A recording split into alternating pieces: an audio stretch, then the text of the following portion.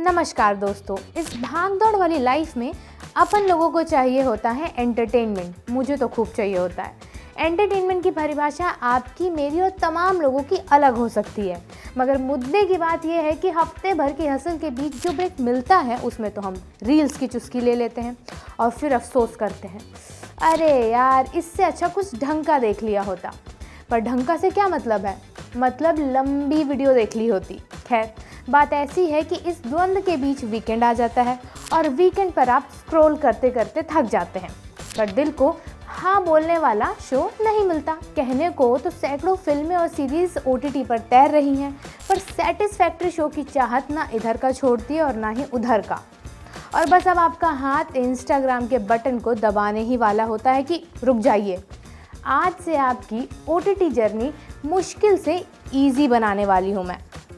OTT play next पर, जहाँ मिलेगी देसी और फ्रेश OTT रिकमेंडेशंस। देखिए, एंटरटेनमेंट की दुनिया में भी वही रूल लागू होता है जो अच्छी किताबों और अच्छे खाने पर होता है। टेस्ट सबका अलग होता है। कोई सस्पेंस की तलाश करता है, किसी को हल्की फुल्की कॉमेडी चाहिए होती है, और कई बार दिल रोमांस के उस पुराने स्पार्क को ढूंढता है। और मेरा काम यहाँ ये है कि आपको वही सर्व करूँ जो वाकई देखने लायक हो, साफ नज़रिए के साथ, बिना बेवजह के शोर शराबे के। हाँ, थोड़ी बहुत सिनेमैटिक ड्रामा तो ज़रूर होगा, क्योंकि एंटरटेनमेंट में ड्रामा ना हो तो मज़ा ही क्या। और इसी सोच के साथ आज हम बात करने जा रहे हैं एक नए शो की जो हाल ही में एक्सेल एंटरटेनमेंट लेकर आया है, जिसका नाम है अंधेरा। हॉरर और सुपरनैचुरल कहानियों का आकर्षण हमेशा ही यही रहा है कि हमें हमारे कंफर्ट जोन से बाहर खींच लाती है। अंधेरा भी इसी परंपरा को आगे बढ़ाने की कोशिश करता है। गौरव देसाई द्वारा निर्देशित ये सीरीज हाल ही में Amazon प्राइम वीडियो पर रिलीज हुई। ये शो बेसिकली एक टिपिकल हॉरर थ्रिलर की तरह दिखता है, लेकिन गहराई में जाकर देखें तो हमें इसमें कई परतें दिखती हैं। मुंबई के शहरों का सन्नाटा, गिल्ट से जूझते किरदार और एक अनदेखी अनकही ताकत का डर।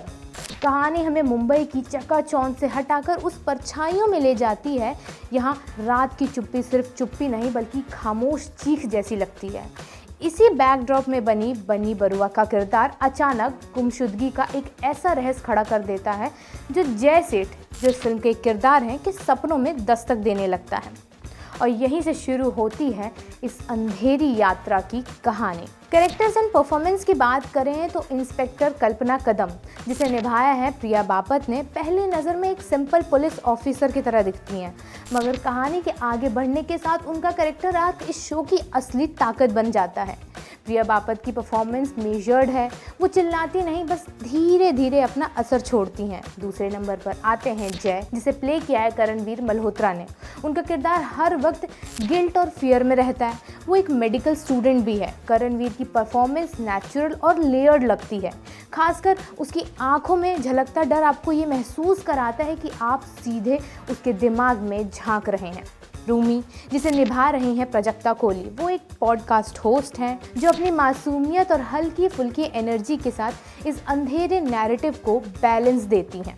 उनकी मौजूदगी शो को एक ब्रीदिंग स्पेस देती है। आयशा का किरदार सुरवीन चावला प्ले कर रही हैं, जो ग्रे शेड्स वाला मिस्टीरियस रोल है, जो हर बार स्क्रीन पर आते ही कहानी का पूरा टेक्सचर बदल देती हैं। सुरवीन की स्क्रीन प्रेजेंस इस सीरीज को एक सोफिस्टिकेशन देती है जो बहुत कम एक्टर्स ला पाते हैं। अंधेरा का प्रोडक्शन डिज़ाइन और सिनेमेटोग्राफी स्टैंड आउट है। मुंबई की रातें, बारिश वाली सड़कें और अंधेरी गलियां, सब कुछ इतना सिनेमैटिक लगता है कि ये सीरीज अपने विजुअल से आपको अट्रैक्ट कर लेती है। बैकग्राउंड स्कोर भी लगातार टेंशन बिल्ड करता है, जो इस जॉनरा के लिए बेहद ज़रूरी भी है। लेकिन जहां परफॉर्मेंसेस और विजुअल शो को ऊपर उठाते हैं, वहीं शो की आखिरी एपिसोड से उतना सस्टेन नहीं कर पाते और कंफ्यूज्ड लगते हैं। शुरुआती एपिसोड शार्प हैं, AI wellness clinics, corporate conspiracies और सुपरनैचुरल एलिमेंट्स का मिक्स जेन्युइनली इंट्रीगिंग है, मगर जैसे जैसे कहानी आगे बढ़ती है सब प्लॉट्स बिखर जाते हैं। कई थ्रेड्स बिना किसी क्लोजर के छोड़ दिए जाते हैं। रन टाइम अननेसेसरीली लंबा लगता है, जिसकी वजह से नैरेटिव ड्रैग करता है और ऑडियंस की पेशेंस की परीक्षा लेने लगता है। अंधेरा एक एम्बिशियस कोशिश है, डेयरिंग भी, एक्सपेरिमेंटल भी, मगर बिखरी हुई एंडिंग और स्ट्रेच्ड रन टाइम इसे यूनिक परोसने की रेस में पीछे कर देते हैं। ये सीरीज हर दर्शक के लिए नहीं है। अगर आपको ऐसे थ्रिलर्स पसंद है जहां सवाल ज़्यादा और जवाब कम मिलते हैं तो ये आपके लिए इंगेजिंग अनुभव हो सकता है। लेकिन अगर आप टाइटली रिटन नैरेटिव्स चाहते हैं तो अंधेरा आपको अधूरा महसूस करा सकती है। और अगर अंधेरा आपने देख ली है और अब आपको कुछ वैसा ही माहौल चाहिए, सुपरनैचुरल का थ्रिल, रहस्य की परतें और थोड़ा माइंड बेंडिंग ड्रामा, तो ज़रा रुकिए, क्योंकि एंटरटेनमेंट की ये जर्नी यहीं ख़त्म नहीं होती। आगे मैं आपके लिए लाई हूँ 4 ऐसे शोज़ जो अलग अलग प्लेटफॉर्म्स पर अवेलेबल हैं और अंधेरा से कहीं ना कहीं जुड़ाव महसूस कराते हैं। मतलब अगर आपको ये अंधेरा पसंद आया है तो इन सीरीज़ की दुनिया में आपको और भी गहराई, और भी रहस्य और शायद और भी डर मिलने वाला है। अंधेरा देखने के बाद अगर आपके अंदर ये ख्याल उठे कि यार ऐसा ही कुछ और इंटेंस, डार्क और ट्विस्ट से भरा क्या देख सकते हैं, तो सबसे पहले नेटफ्लिक्स पर है घूल। ये राधिका आप्टे की साइकोलॉजिकल हॉरर थ्रिलर है जहां आर्मी इंटरोगेशन सेंटर में अचानक पैरानॉर्मल घटनाएं शुरू हो जाती हैं। छोटा है, क्रिस्प है और आपको रात भर जगाए रखेगा। दूसरी सीरीज़ है स्कैंडी। ये एक स्मॉल टाउन मर्डर मिस्ट्री है जिसमें सुपर नेचुरल रूमर्स का फ्लेवर भी है। कहानी है एक हिल स्टेशन की जहां एक टीनेज लड़के की मिस्टीरियस डेथ हो जाती है। लोग कहते हैं कि जंगल में द मसान नाम का एक मिथिकल डेमन है, लेकिन सच कुछ और भी हो सकता है। रोनित रॉय और रिचा चड्ढा की जुगलबंदी, डार्क सिनेमेटोग्राफी और सस्पेंसफुल स्टोरी टेलिंग इसे बिंज वर्दी बनाते हैं। तीसरे नंबर पर है द फाइनल कॉल। सोचिए आप एक फ्लाइट में बैठे हैं और अचानक पता चलता है कि पायलट खुद को मौत की तरफ खींच रहा है। सीरीज में लीड रोल प्ले कर रहे हैं अर्जुन रामपाल, जिनका किरदार डिप्रेशन और गिल्ट से जूझ रहा है, और उसी बीच सुपरनैचुरल और मिस्टीरियस घटनाएं होने लगती हैं। ये show science fiction, psychological thriller और डार्क स्पिरिचुअल एलिमेंट्स का मिक्स करता है और हर एपिसोड आपको सवालों के घेरे में डाल देता है। सीरीज आप ZEE5 पर देख सकते हैं। चौथा रिकमेंडेशन है नेटफ्लिक्स की टाइपराइटर का। अगर हॉन्टेड हाउस और बचपन की डरावनी कहानियाँ आपके टेस्ट का हिस्सा हैं तो ये आपके लिए है। गोवा के पुराने बंगलों में एक पुरानी किताब मिलती है, द घोस्ट ऑफ सुल्तानपुर, और उस किताब से जुड़ी हुई डरावनी घटनाएं बच्चों और उनके परिवार को घेर लेती हैं। हॉरर और नॉस्टैल्जिया का ये कॉम्बो जंप स्केयर्स के साथ आपको लगातार इंगेज्ड रखता है। ये तो हुई हॉरर शोज़ की बात। अब ज़रा नज़र घुमाते हैं बाकी बाजार की ओर, क्योंकि OTT की दुनिया सिर्फ डर और रहस्य तक सीमित नहीं है। आज मार्केट में कुछ ऐसे ट्रेंडिंग शोज़ भी हैं जिनकी चर्चा हर तरफ हो रही है, सोशल मीडिया से लेकर आपके दोस्तों की वॉच लिस्ट तक। तो आइए देखते हैं इस वक्त कौन कौन से शो हैं जो ऑडियंस की क्यूरियोसिटी को सबसे ज़्यादा पकड़े हुए हैं। पहले नंबर पर है एलियन अर्थ, जो जियो हॉटस्टार पर स्ट्रीम हो रहा है। सुपरनैचुरल थ्रिलर ये एक American science fiction horror television series है। इस साइकोलॉजिकल थ्रिलर की शुरुआत होती है जब स्पेस क्राफ्ट धरती पर क्रैश लैंड करता है और उसमें से निकलता है एक मिस्टीरियस डिवाइस जो इंसानों से भी ज़्यादा स्मार्ट है। यही है एलियन अर्थ की पूरी कहानी। इस शो में आदर्श गौरव का किरदार इसके ग्लोबल टच को और भी बढ़ा देता है। दूसरे नंबर पर है लॉन्ग स्टोरी शॉर्ट नाम की सीरीज़। ये एनिमेटेड कॉमेडी ड्रामा एक परिवार की टाइम ट्रैवलिंग जर्नी को दिखाती है।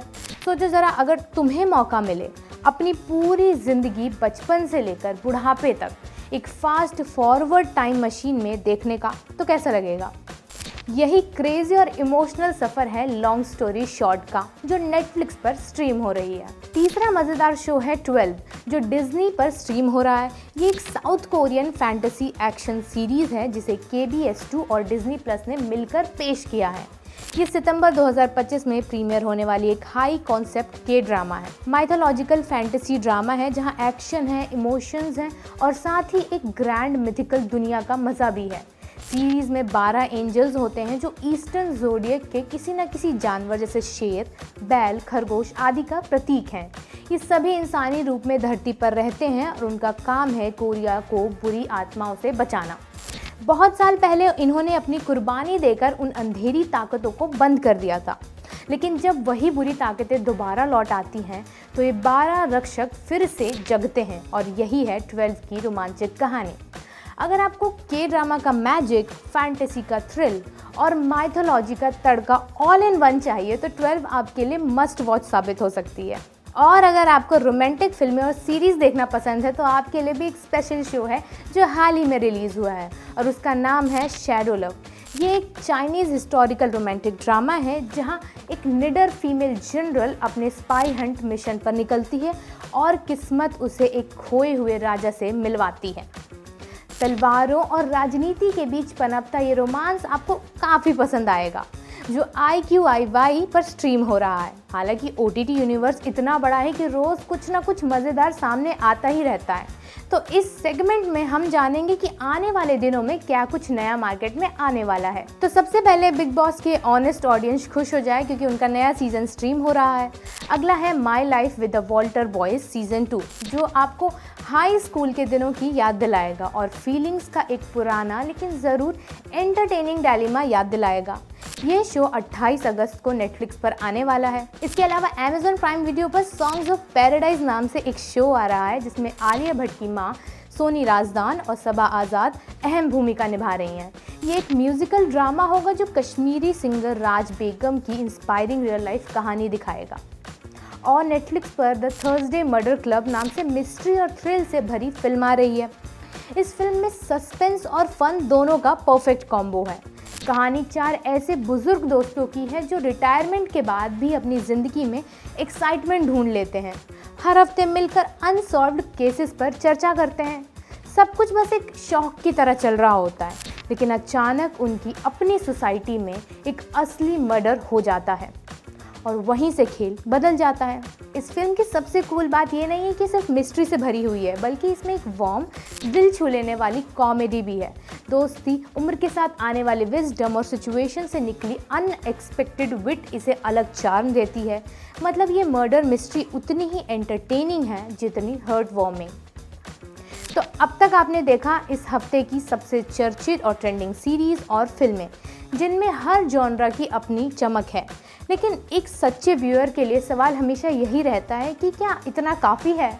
अगर आपको लगता है कि इन चर्चित शोज़ के बाद भी कुछ मिसिंग है, कोई ऐसा कंटेंट चाहिए जो भीड़ से हटकर हो, तो आपके लिए मेरी खास रिकमेंडेशन है जिसे देखने के बाद आपको बिल्कुल भी रिग्रेट नहीं होगा। इस रेकमेंडेड सीरीज़ का नाम है बेबी रेनडियर। सीरीज़ का नाम बेबी रेनडियर क्यों है? ये सुनकर लगेगा कि शायद कोई मासूम टाइटल है, लेकिन असल में इसके पीछे एक बेहद गहरा और चौंकाने वाला कारण है जो शो देखने पर धीरे धीरे खुलता है। IMDb ने इस सीरीज़ को 7.7 की रेटिंग दी है, तो आप सोच सकते हैं कि कुछ ना कुछ तो बात होगी शो में। शो की कहानी एक स्ट्रगलर स्टैंड अप कॉमेडियन के इर्द गिर्द घूमती है। उसका सपना होता है बड़े बड़े स्टेज पर खड़ा होकर लोगों को हंसाना, लेकिन उसकी ज़िंदगी अचानक करवट लेती है जब वो एक अजनबी से मिलता है और उस स्ट्रेंजर के आने से उसकी ज़िंदगी पूरी तरह से बदल जाती है। इस सीरीज़ की एक खास बात यह भी है कि इसके क्रिएटर और लीड एक्टर रिचर्ड गर्ड खुद इस कहानी को जी चुके हैं, यानी उनके साथ ऐसी घटना असल जीवन में भी हो चुकी है ना सरप्राइजिंग? इस शो को आप अपने वीकेंड पर बिना किसी सेकंड थॉट के देख सकते हैं। बेबी रेनडियर सिर्फ एक कहानी नहीं, बल्कि ये एक मिरर है जो दिखाती है कि कभी कभी हमारी सबसे छोटी दया और मासूमियत हमें ऐसी जगह ले जाती है जहां वापसी आसान नहीं होती। कुल मिलाकर ये शो आपको शुरुआत में कंफर्ट जोन देता है और फिर धीरे धीरे उसे तोड़कर आपकी सोच को हिला देता है। तो अभी के लिए बस इतना ही। मैं आपसे मिलूंगी OTT प्ले नेक्स्ट के अगले एपिसोड में, जहां और भी दिलचस्प और कभी कभी out of the box recommendation आपका इंतज़ार करेंगी। तब तक के लिए लाइक, शेयर और सब्सक्राइब करना ना भूलें बजरबट 2 एंटरटेनमेंट को। और हाँ, अगर आपके पास कोई भी ऐसा हिडन या यूनिक शो है जो हमारी लिस्ट में होना चाहिए था, तो उसे कमेंट सेक्शन में ज़रूर ड्रॉप कीजिएगा।